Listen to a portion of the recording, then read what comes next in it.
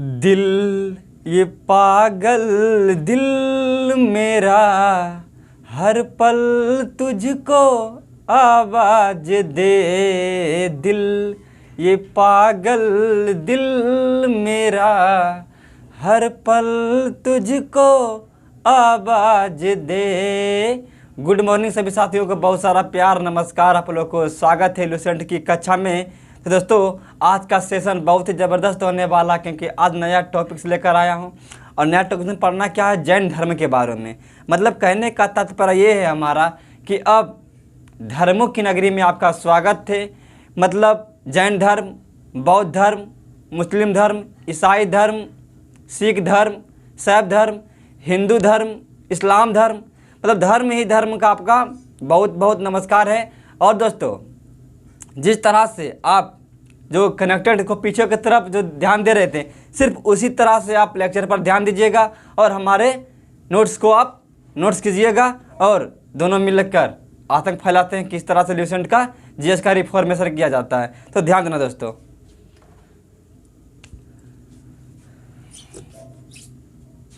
Lucent lecture 8 unit 6 Jain धर्म।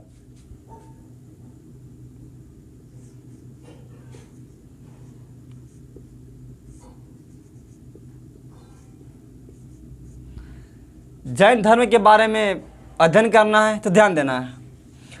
इनका ही अनेक नाम क्या होता है, जिस तरह से किसी भी व्यक्ति का अन्य नाम होता है उसी प्रकार से इसका भी अन्य नाम होता है। पेपर में यही सब पूछता है, पेपर में बच्चा सब जानता है।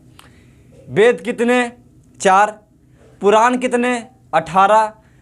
प्राचीन पुराण, मत्स्य पुराण, पुराना वेद, ऋग्वेद, नया वेद, अथर्वा वेद, ये सबको पता होता है। वेदांग कितने? 6। ज्योतिष, कल्प, निरुक्ति, छंद, व्याकरण और सबको पता होता है कुल। मतलब ये तो सबको पता होता है, लेकिन ये पढ़ो जो पेपर में क्वेश्चन कई बार से पूछता है। एग्जामिनर जो होता है अपना जेबी में चुरा कर रख लेता है और कहता है कि जो बच्चा अब सोचेगा कि हम बहुत ज्ञान प्राप्त कर लिए हैं तो एग्जामिनर वही क्वेश्चन डालता है जो बच्चा फंस सके।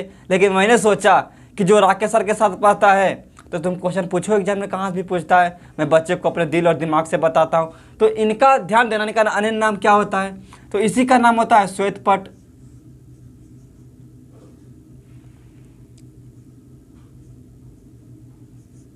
इसी को बोलते हैं श्वेत पट। और इसी का ही अन्य नाम होता है क्या? गुरुचक।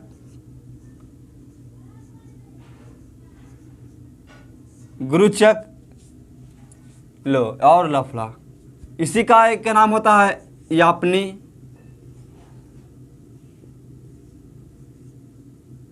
लो जीएस पढ़ेगा, पढ़ो। इसी का अन्य नाम होता है निर्ग्रंथ। निर्ग्रंथ लो एक और नया तांडव। मतलब इसी का ही अन्य नाम होता है या तो श्वेतपट बोलो, या तो गुरुचक्र बोलो, या तो यापनी बोलो, या तो निर्ग्रंथ बोलो। लेकिन दोस्तों ध्यान देना, बहुत प्यारा कंसेप्ट जो पेपर में क्वेश्चन पूछता है, क्या पूछता है? पूछता है कि जैन धर्म के संस्थापक कौन होते हैं। तो इनका संस्थापक होते हैं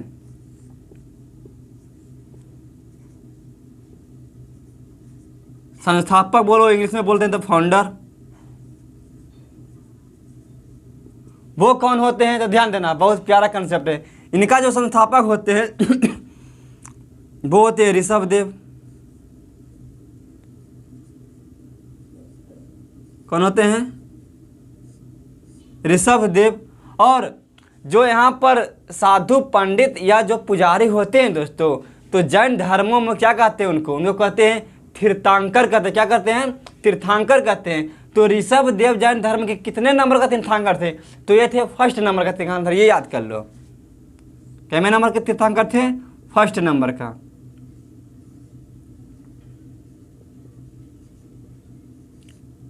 क्या थे? तीर्थंकर थे। लेकिन दोस्तों ऋषभदेव किनके पुत्र थे? तो जिनका नाम था अश्वसेन। अश्वसेन के क्या थे? ये पुत्र थे। अश्वसेन के पुत्र थे कौन? ऋषभदेव। लेकिन इनका पूछता है पेपर में, एक बार पूछा था बिहार पुलिस में क्वेश्चन आया था कि ये बताओ कि ऋषभदेव जब जन्म लिए थे तो ऋषभ देव का प्रतीक चिन्ह क्या होता है? तो इनका प्रतीक चिन्ह होता है सांड। क्या होता है?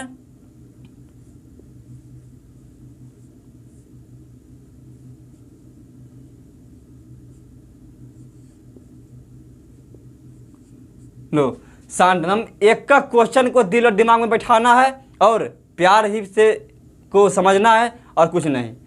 लेकिन दोस्तों अब आगे क्या देखना है, जो अब पेपर कई बार से दोस्तों पूछता है, या पूछता जैन धर्म के जो होते हैं कौन, रियल फाउंडर मतलब वास्तविक संस्थापक, वास्तविक संस्थापक बोलो या तो इसी को बोलते हैं रियल फाउंडर।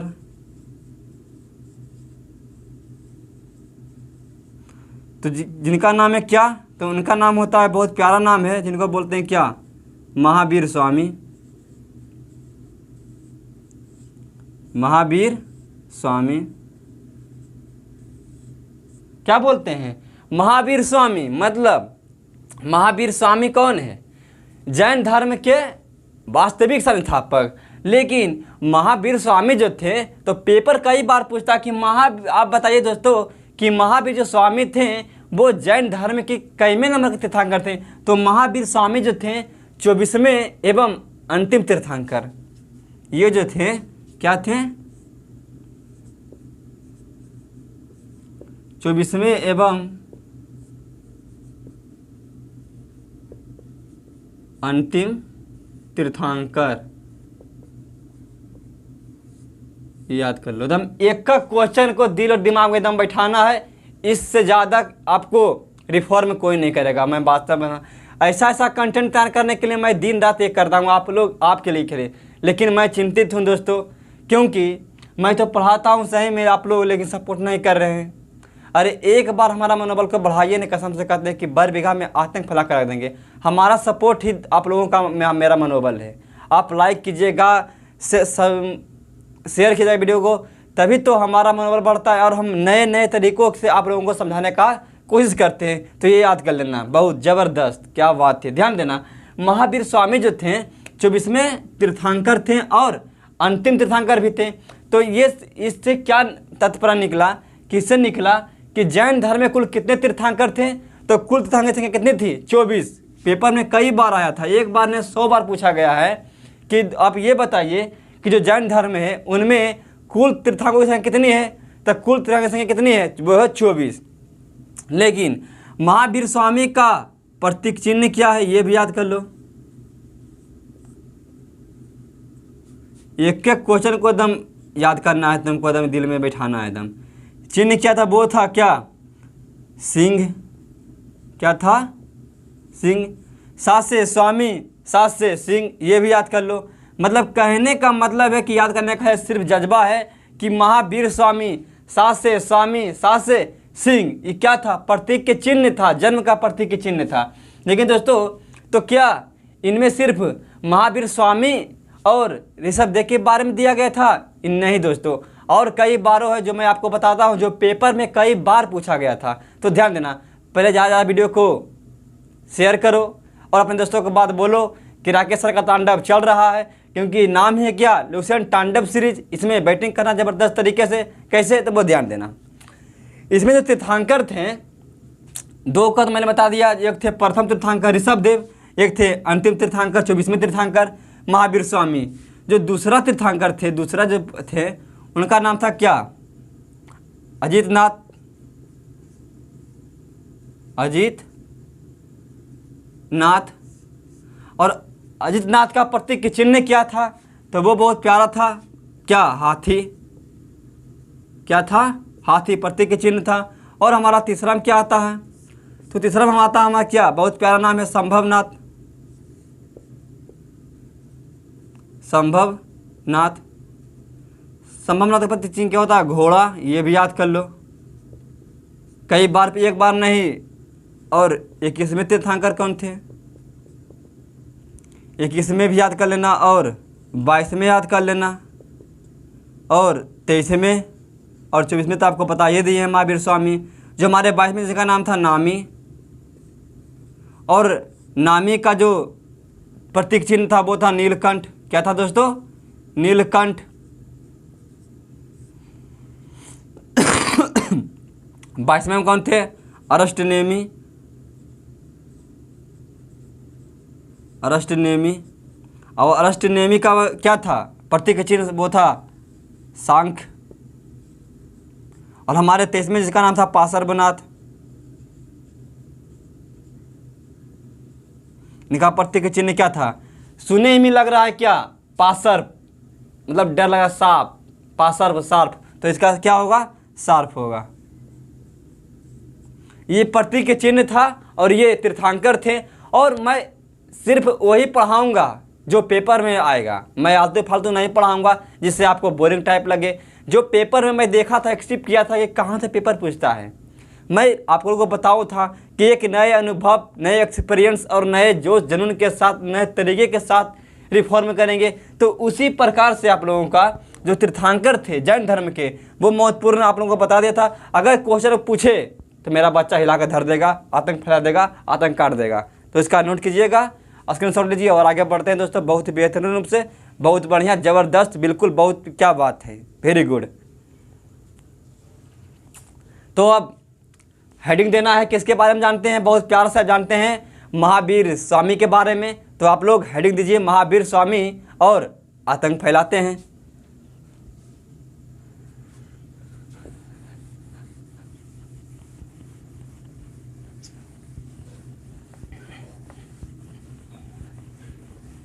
ये दिन, ये महीने, साल गुजर जाएंगे मेरे यार,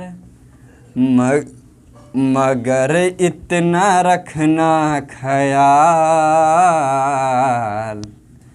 जीना सिर्फ मेरे लिए हो, जीना सिर्फ मेरे लिए, कसम से जीना सिर्फ मेरे लिए।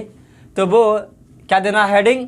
अरे पढ़ो ऐसा दोस्तों कि मज़ा लगे, बोरिंग नहीं लगे। मैं यही आपको समझाता हूँ कि दिल और दिमाग में सिर्फ बैठाना है कि बोझा नहीं हो, पढ़ने का तरीका सिर्फ होना चाहिए, बढ़िया कंटेंट एक नज़र होना चाहिए। मेहनत सब करता है, मेहनत कौन नहीं करता है? कौन नहीं चाहता कि मैं सफल आदमी बनूँ? लेकिन मेहनत करता है, उसका मेहनत करने का कंटेंट और इशारा गलत होता है। एक नज़र पर रहे वो सफलता पा सकता है, तो वो ध्यान देना। अब क्या देते हैं, देखते हैं। महावीर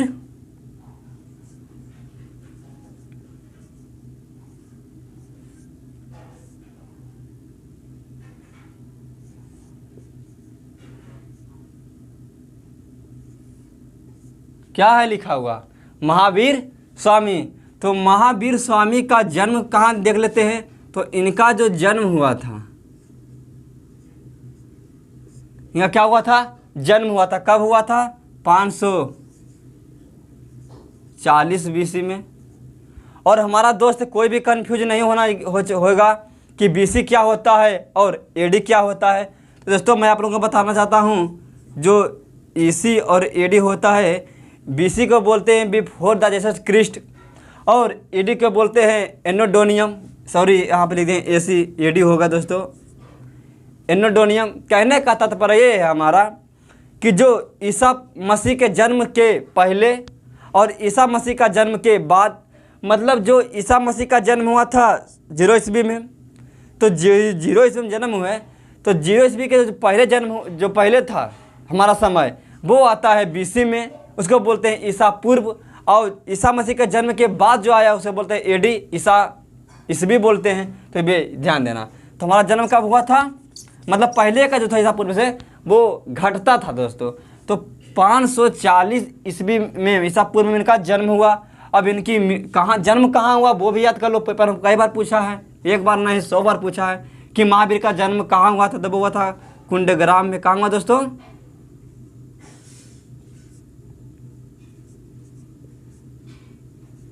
कुंडग्राम। और कुंडग्राम कहाँ पड़ता है? तो वो पड़ता है वैशाली। अब वैशाली कहाँ पड़ता? तो ये पड़ता है बिहार में। कहाँ पड़ता है? बिहार में। ये भी याद कर लो। और देख लेते हैं यहीं पर आपको बता देते हैं क्या इनका मृत्यु। तो इनका मृत्यु कब हुआ था? इनका मृत्यु हुआ था 468 ईस्वी में। कब हुआ था? 468 BC में। कहाँ हुआ था? पावापुरी में। पावा खाते थे और पावापुरी में क्या हुआ था? इनकी मृत्यु हो गई थी। पावापुरी कहाँ पड़ता था? ये भी पड़ता है आपका बिहार में। ये भी याद कर लो। मतलब कहने का मतलब ये हुआ दोस्तों कि इनका जन्म और इनकी मृत्यु एक ही स्थान पर हुआ, जिनका क्या नाम है? बिहार। लेकिन दोस्तों ध्यान देना, इनका पिताजी का क्या नाम था? इनका पिता, तो इनके पिताजी का जो बहुत प्यारा नाम क्या था? तो इनके पिताजी का नाम था क्या? सिद्धार्थ।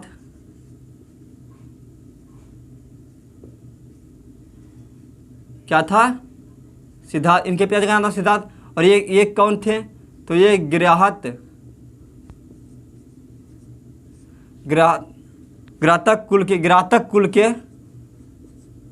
घातक कुल के सरदार थे। क्या थे? घातक कुल के सरदार थे। कौन? महावीर स्वामी जी के पिता, जिनका नाम था सिद्धार्थ, और उनकी माता का क्या नाम था?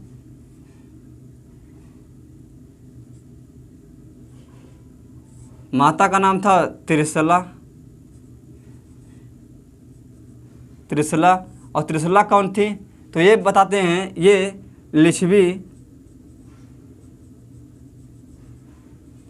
लिच्छवी राजा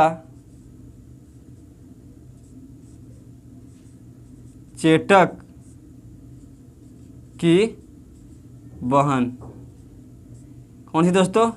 ये लिच्छवी राजा चेटक की क्या थी? बहन थी। कौन? त्रिशला, जो महावीर स्वामी के माता थी। और इनका बचपन का नाम क्या था? यो भी याद कर लो। तो इनका बचपन का जो नाम था बहुत प्यारा, बोलते थे क्या? वर्धमान। क्या बोलते थे? वर्धमान। और इनकी एक क्या थी? पत्नी थी। तो पत्नी का क्या नाम था? वो नाम था यशोदा।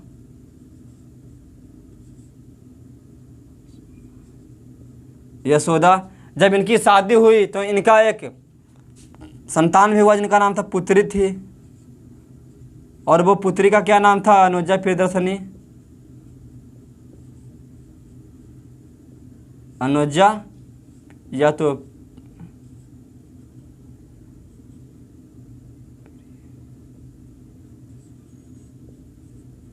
अनुजा प्रियदर्शनी थी। ये भी याद कर लो। महावीर स्वामी क्या किए? अपनी जो पुत्री थी, उनकी पुत्री का विवाह कर देते हैं। तो किनके साथ कर देते हैं? तो इनका क्या हो जाता है? इनका हो जाता है विवाह। किनके साथ कर देते हैं? तो जिनका नाम होता है जामिल।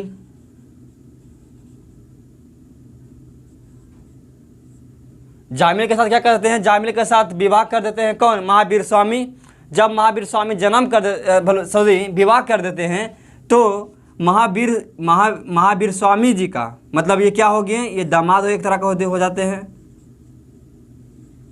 दामाद हो जाते हैं। और इनके प्रथम अनुयायी भी, महावीर स्वामी का प्रथम अनुयायी वो कौन होते हैं? तो वो यही होते हैं, जामिल ही होते हैं, प्रथम अनुयायी। क्वेश्चन में पूछा गया था, IAS के पेपर में क्वेश्चन आया था कि ये बताओ दोस्तों कि हमारा जो जामिल थे कौन थे? सबको पता है कि महावीर स्वामी का दामाद थे, जिनके अपनी पुत्री का विवाह कर दिए थे। अनुजा प्रियदर्शनी के साथ विवाह कर दिए थे। Very good. क्या थे? दामाद थे। लेकिन क्या तुम ये जानता है कि जो जामिल थे वो महावीर स्वामी का प्रथम अनुयायी भी थे? ठीक है। लेकिन इनके पीछे क्या तत्व था? कैसे वे बन गए थे? इनका पीछे ये तत्व था, जब इनके महावीर स्वामी जी का जब मतलब कुछ ज्ञान था इनके पास, तो इन्हें सोचा कि हम अपने अनुयायी को किसके पास अपना ज्ञान को व्यतीत करें, बांटें। तो इसने सोचे कि क्यों ना हमारा जो दामाद है वो हमारा कहना ज़रूर मानेगा। क्यों नहीं? क्योंकि वो हमारे पुत्री के साथ विवाह किया है, हमारा दामाद मेरा तो कहना मानेगा। तो इसी चलते इसने अपना जामिल को क्या बनाते हैं? प्रथम अनुयायी बनाते हैं। पेपर में कई बार पूछा था और लिसन बुक में भी दिया हुआ था। तो ये याद कर लो और आगे ध्यान देना, बहुत ही प्यारा कंसेप्ट के साथ। जब महावीर स्वामी को अब ज्ञान की प्राप्ति होती है, तो वो कहाँ होती है और कितने वर्ष में, वो ध्यान देना। जब महावीर स्वामी 30 वर्ष के होते हैं, कितने वर्ष के? 30 वर्ष के। जब महावीर स्वामी 30 ईयर्स के होते हैं तो इनके बड़े भाई का नाम होता है नंदीवर्धन। क्या होता है दोस्तों? क्या होता है? नंदीवर्धन। नंदीवर्धन क्या लेते हैं? ये लेते हैं अनुमति।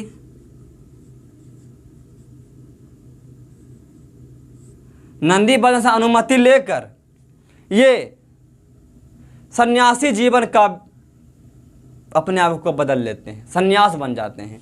मतलब कहने का मतलब ये हुआ कि महावीर जो स्वामी होते हैं वो जीवन क्या करते हैं? सन्यासी जीवन।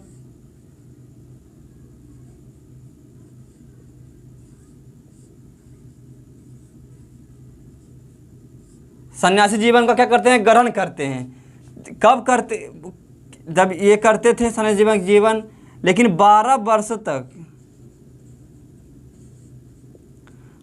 वर्षों तक इसने कठिन परिश्रम किए, तब जाकर उन्हें ज्ञान की प्राप्ति हुई। वो ज्ञान की प्राप्ति कहाँ हुए? तो वो ध्यान देना है। इनकी 12 वर्षों में इनकी एक नदी हुई जिसका नाम था ऋजुपालिका नदी।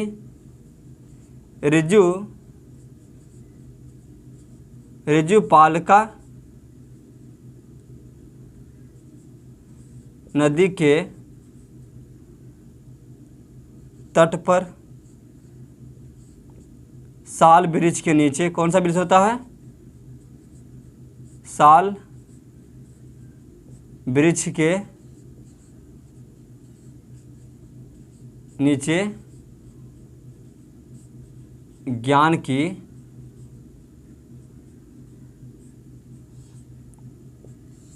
की प्राप्ति होती है। कहाँ? ऋजुपालिका नदी के तट पर साल वृक्ष के नीचे। ये याद करना, कई बार पूछा था। साल वृक्ष के नीचे ज्ञान की प्राप्ति होती है 12 वर्षों में ये सर। लेकिन जब इनको ज्ञान की प्राप्ति होती दोस्तों, तो फिर ये क्या समझना मेरे बात को, महावीर स्वामी नहीं रहते हैं। फिर ये महावीर स्वामी क्या कहलाते हैं? तो ध्यान देना, महावीर स्वामी कहलाते हैं क्या?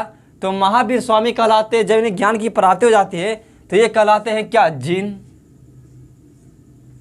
क्या कहलाते हैं? जिन, अहर्त और निर्ग्रंथ। क्या कहलाते हैं? जब इनकी ज्ञान की प्राप्ति हो जाती है तो वो कहलाते हैं क्या? जिन, अहर्त और क्या? निर्ग्रंथ। कहने का मतलब होता, जिन किसे कहते हैं? तो जिन मतलब होता है विजेता, विजेता हो जाते हैं। और अहर्त माने होता है पूज्य, पूज्य हो जाते हैं। और निर्ग्रंथ माने होता है बंधनहीन।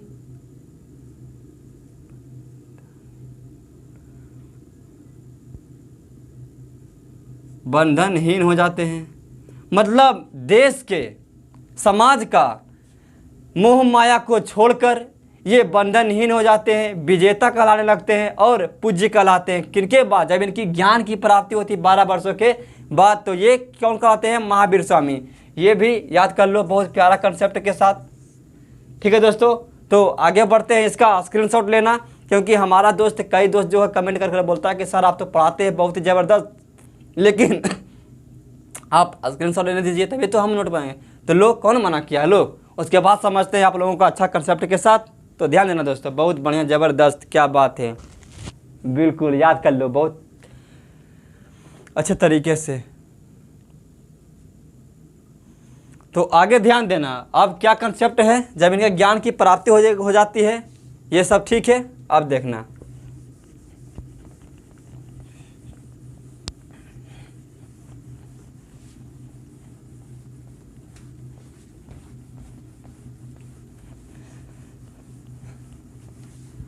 दिल ये पागल दिल मेरा हर पल तुझको आवाज दे। और जो निर्ग्रंथ हुए थे, निर्ग्रंथ ही क्या कहलाते थे? महावीर स्वामी का, नोट कर लेना, लिख लेना कहीं पर। जो निर्ग्रंथ थे वो ही महावीर स्वामी का अनुयायी कहलाते थे। अब देखते हैं क्या, तो अब देखते हैं बहुत प्यारा कंसेप्ट, संगीति के बारे में।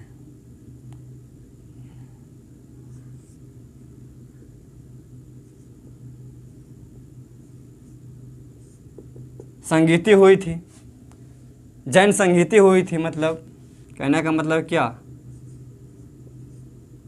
जैन क्या हुई थी, जैन संगीति हुई थी, ये याद कर लो। तो जैन संगीति हुई थी दो, एक कहाँ हुआ था, जो प्रथम जो संगीति हमारा था वो हुआ था कहाँ, पाटलिपुत्र में।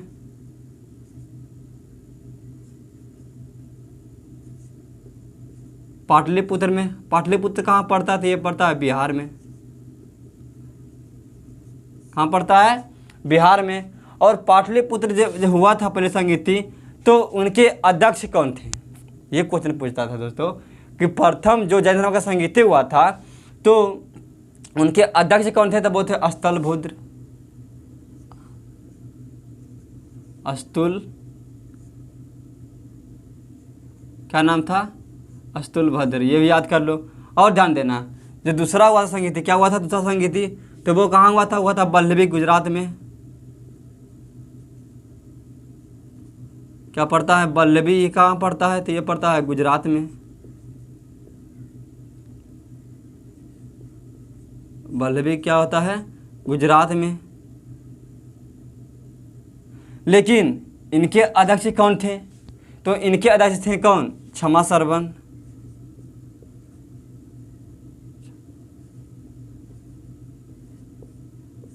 दोस्तों क्षमा सरवन कौन थे, अध्यक्ष थे, ये भी याद कर लो। बहुत ही प्यारा कंसेप्ट के साथ संगीति। अब जैन संगीति देख लिए। अब क्या होता है, इनमें त्रिरत्न होता है, किसमें, जैन धर्म में त्रिरत्न होते हैं, कौन कौन, वो भी याद कर लो, ये पॉइंट है।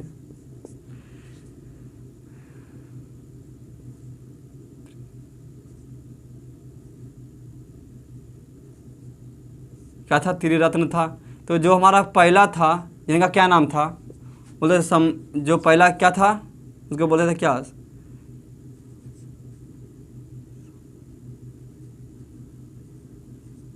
सम्यक ज्ञान, सम्यक ज्ञान। दूसरा था क्या, सम्यक आचरण।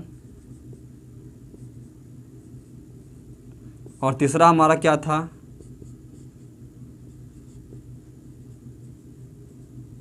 सम्यक दर्शन। क्या था, सम्यक दर्शन। ये क्या था, ये त्रिरत्न था, ऊपर में पूछता है। और महावीर स्वामी जो अपना उपदेश दिए थे जैन धर्म में, तो वो कौन से भाषा में दिए थे, तो वो दिए थे कौन से भाषा में, वो याद कर लेना, जिसको बोलते प्राकृत भाषा में। कौन भाषा में दिए थे, प्राकृत भाषा में। और प्राकृत भाषा क्या बोलते थे, अर्धमहगी।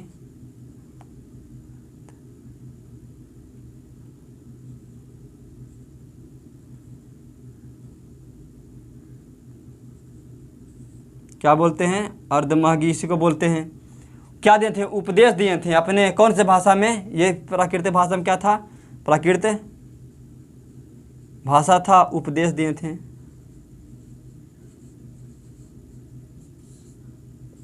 ये भी याद कर लो, प्राकृत भाषा में। और क्या ध्यान देगा, आगे क्या देखते हैं इसमें, बहुत ही प्यारा कंसेप्ट, इसका नोट कीजिए और आगे बढ़ते हैं।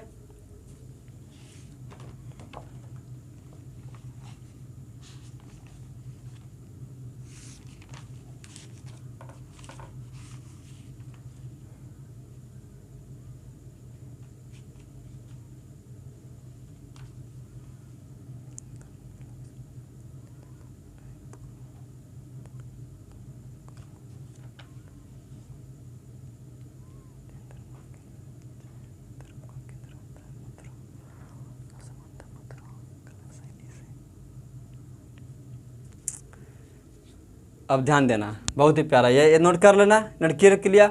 और ध्यान देना, जो जैन धर्म के लोग थे, कहाँ के, जैन धर्म के लोग जो थे,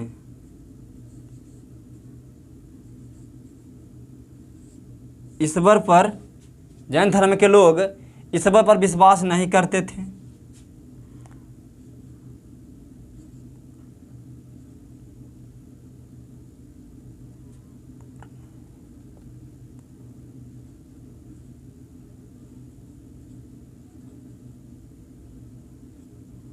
पूर्ण जन्म पर विश्वास करते थे और आत्मा पर विश्वास करते थे, आत्मा पर विश्वास करते थे और कर्म पर विश्वास करते थे।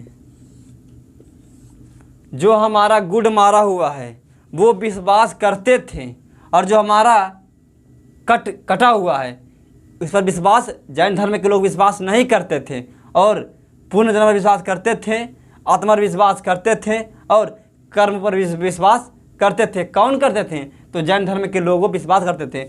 लेकिन दोस्तों और क्या याद करना ना, वो याद करना बहुत प्यारा है। जो हमारा क्या था,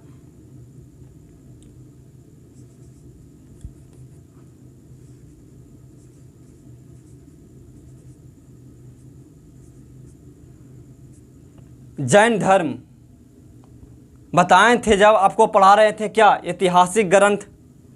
तो ऐतिहासिक ग्रंथ बता रहे थे कि जा से जा कबो ना मिलेगा, जा से जा कबो ना मिलेगा, मतलब जाज में आएगा क्या,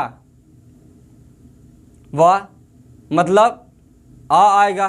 तो जो हमारा था जातक, जातक पुस्तक किससे रिलेटेड था? तो वो था बौद्ध धर्म से। और हमारा आगम था तो एक साहित्य पुस्तक था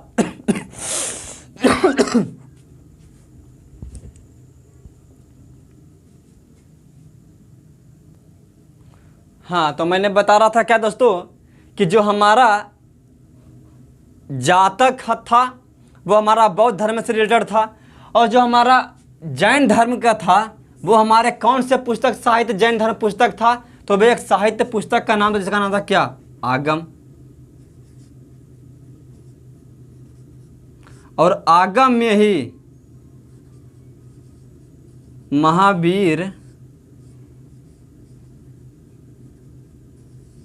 महावीर स्वामी का क्या है, वर्णन मिलता है। वो किस पुस्तक में मिलता है? तो वो मिलता है, उस पुस्तक का नाम होता है क्या, कल्पसूत्र।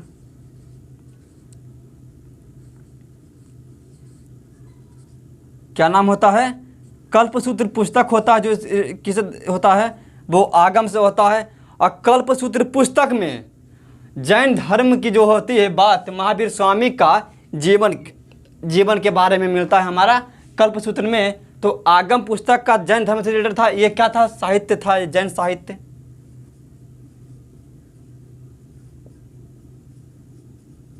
जैन साहित्य क्या था? एक पुस्तक था, ये एक बुक था।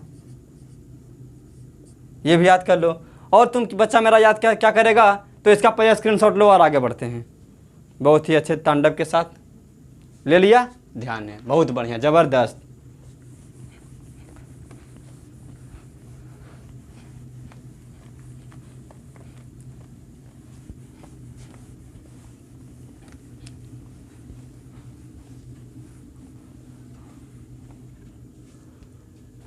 और याद क्या करेगा मेरा बच्चा, ध्यान देना। इसमें होता था क्या, एक होता था जैन मंदिर। अब देखते हैं पहले जैन में मंदिर देखते हैं।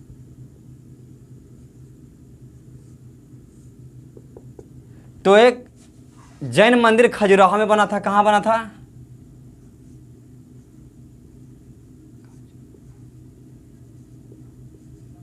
खजुराहो का जैन मंदिर, खजुराहो का जो खजुराहो में जैन मंदिर था।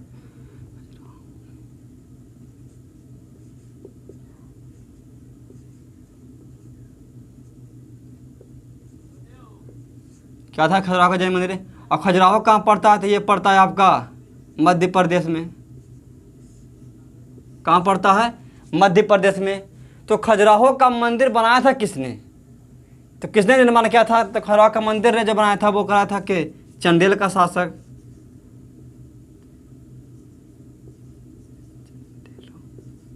चंदेलों के शासक ने,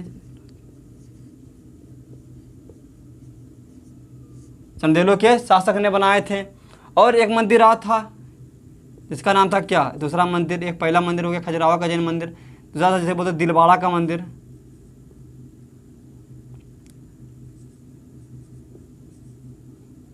दिलवाड़ा का मंदिर। तो ये कहाँ पड़ता है? ये पड़ता है राजस्थान में। कहाँ पड़ता है? माउंट आबू पर।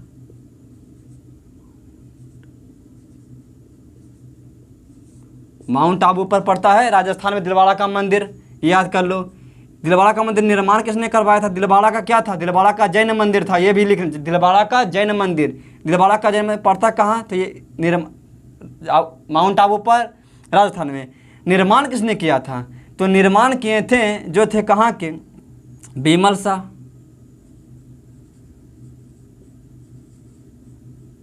कौन थे? बीमल शाह। और ये सामंत थे, चालुक्य वंश।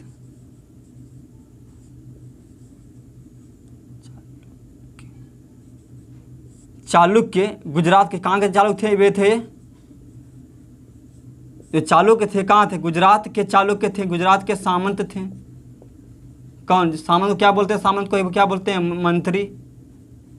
कौन थे? बीमल शाह थे। इसने दिलवाड़ा का जैन मंदिर का निर्माण किए थे। तो जैन धर्म में क्या हम मंदिर भी देख लिए। और मेरा बच्चा क्या देखेगा, तो ध्यान देना, बहुत प्यारा। जो हमारा जैन धर्म था, क्या था?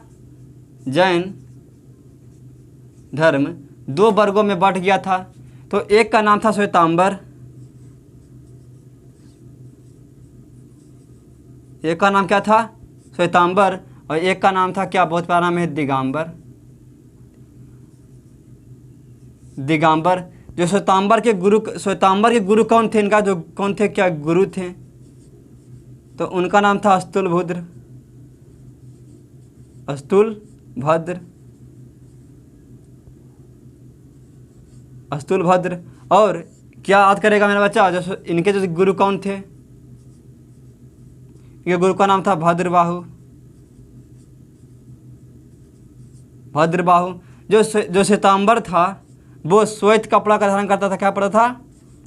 श्वेत वस्त्र को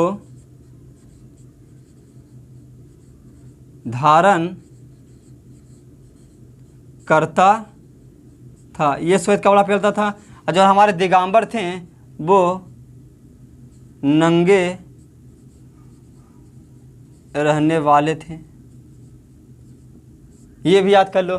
मतलब इस प्रकार दोस्तों क्या होता है हमारा जैन धर्म। यहीं पर मैं आप लोगों को बहुत प्यारा कंसेप्ट के साथ साथ मैं आप लोगों को सब चीज़ बता दिया हूँ। तो इस प्रकार आप नोट कर लीजिएगा और आगे बढ़ते हैं। और मैं दोस्तों क्या याद करेगा वो ध्यान देना।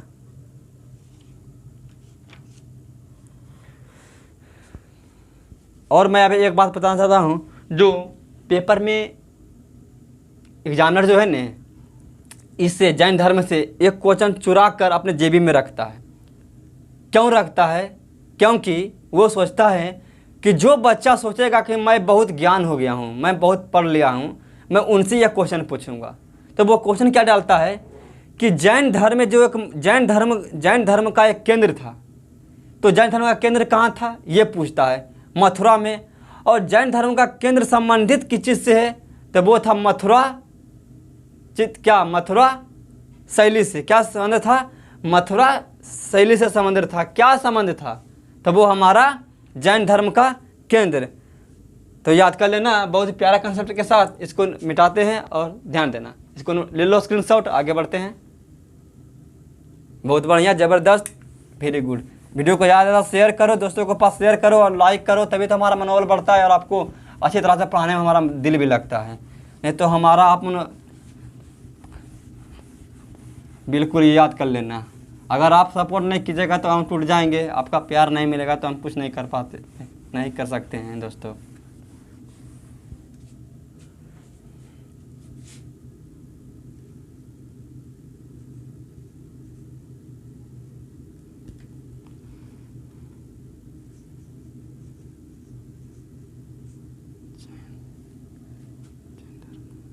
जैन क्या था?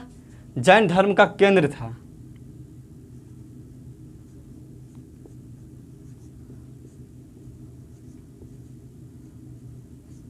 केंद्र वो कहाँ होता? तो वो था मथुरा।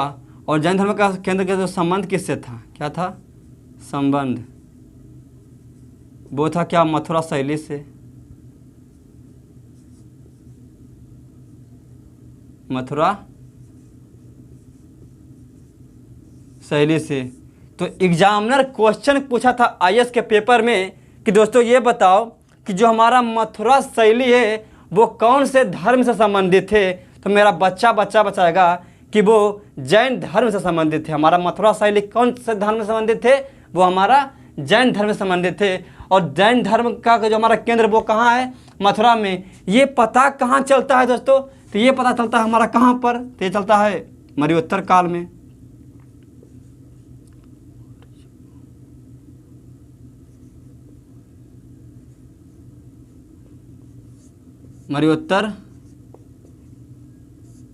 मरणोत्तर काल में हमारा क्या चलता है, ये क्या चलता है, पता चलता है क्या कि हमारा क्या था, मरणोत्तर काल में क्या था, हमारा जैन धर्म का केंद्र था मथुरा में। ये पता चलता है मरणोत्तर काल में। और जैन धर्म का संबंध किससे था, तब वो था हमारा मथुरा शैली से। ये इतना दिल और दिमाग में आपका बस गया, बहुत बढ़िया, ज़बरदस्त। तो इस प्रकार हम कह सकते हैं दोस्तों कि हमारा आज का टॉपिक जो हमारा जैन धर्म था यहीं पर क्या होता है, समाप्त होता है। और कल हम चलेंगे बहुत बेहतरीन रूप से क्या, बौद्ध धर्म के, आप जाने गौतम बुद्ध के बारे में अध्ययन करेंगे। तो इस प्रकार दोस्तों आप लोगों का बहुत सपोर्ट चाहिए, नहीं तो हम कुछ नहीं कर सकते हैं। आपका अगर सपोर्ट रहेगा तो कसम से कहते हैं कि बरबेगा में आतंक फैला कर रख देंगे कि लिसन का जीएस का रिफॉर्म किस तरह से किया जाता है। मैं हर एक कंटेंट को आपको बहुत ही प्यार से और अच्छे दिल और दिमाग से बैठाएंगे कि जिस तरह से बंदूक से गोली निकलती इतनी स्पीड, उसी प्रकार से आप लोगों को पास क्वेश्चन का सवाल जो होता है ने, क्वेश्चन का आंसर आपको होठों से निकलेगा एकदम बहुत ही स्पीड में दोस्तों। इस प्रकार से हमसे साथ बनने लगिए। अब वीडियो को ज़्यादा ज़्यादा शेयर कीजिए और लाइक कीजिए, और हमारे साथ जुड़ने के लिए वीडियो को एक बार सब्सक्राइब कीजिए, तो आपका नोटिफिकेशन मिलते रहेगा। और बेल आइकन को दबा देना है, घंटे को। तो बहुत बढ़िया, बेस्ट ऑफ लक, जय हिंद, जय भारत। कल आप लोग को स्वागत रहेगा हमारे यूट्यूब चैनल बरबेगा आरएसएस कॉम्पिटिटिव क्लासेस में दोस्तों। बहुत बढ़िया, ज़बरदस्त, वेरी गुड।